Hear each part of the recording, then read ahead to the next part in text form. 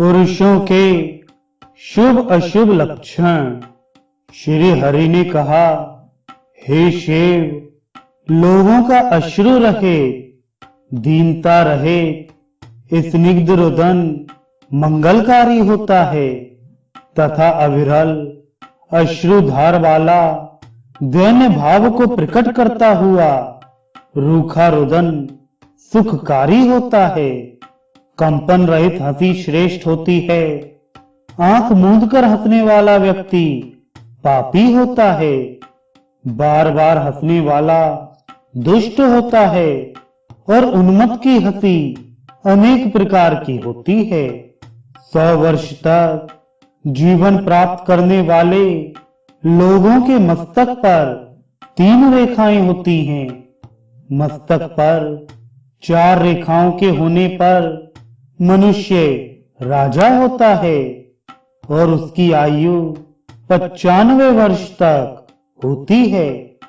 रेखा रहित ललाट वाला व्यक्ति 90 वर्ष जीवित रहता है। विच्छिन्न रेखाओं से व्याप्त मस्तक वाले पुरुष लंपट होते हैं।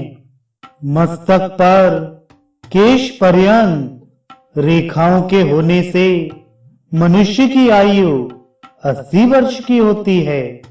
5, 6 अथवा 7 रेखाओं के होने से प्राणी की आयु 50 वर्ष तथा 7 से अधिक रेखाओं के होने पर 40 वर्ष की आयु माननी चाहिए।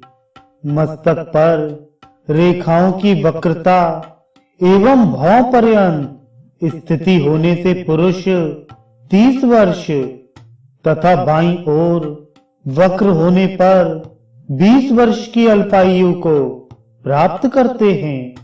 रेखाओं के क्षुद्र होने पर मनुष्य अल्पायु होता है। छत्राकार सिर वाले मनुष्य राजा और निम्न सिर वाले धनी होते हैं।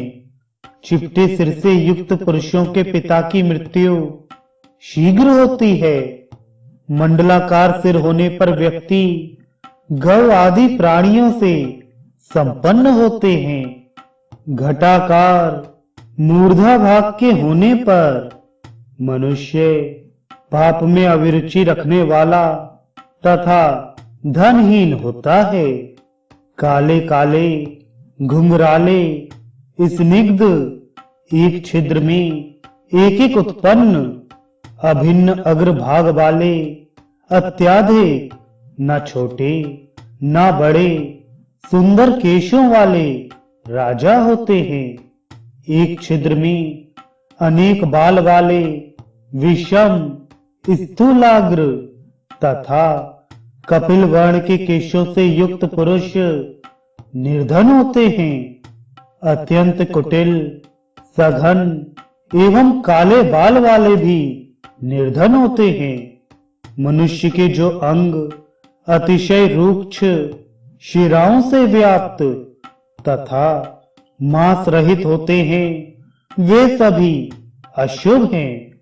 यदि वे अंग इसके विपरीत होते हैं तो उन्हें शुभ मानना चाहिए। मानव शरीर में 3 अंग विशाल और 3 अंग गंभीर, 5 अंग दीर्घ तथा सूक्ष्म, 6 अंग उन्नत, 4 ह्रस्व एवं 7 अंग रक्त वर्ण के होने पर वह राजा होता है। नाभि, स्वर तथा स्वभाव ये 3 गंभीर होने चाहिए। ललाट, मुख तथा वक्षस्थल विशाल, नेत्र, कांख, नासिका तथा गर्दन का उठा हुआ भाग, सिर और गर्दन का जोड़, इन 6 को उन्नत होना चाहिए। ऐसा होने पर मनुष्य राजा होता है। जंघा, ग्रीवा, लिंग तथा पृष्ठभाग ये 4 अंग ह्रस्व होने चाहिए। करतल, तालु, अधर और नख ये 4 रक्ताभ होने चाहिए। नेत्रांत भाग, चरण तल, जिह्वा और दोनों ओष्ठ, ये 5 सूक्ष्म होने चाहिए।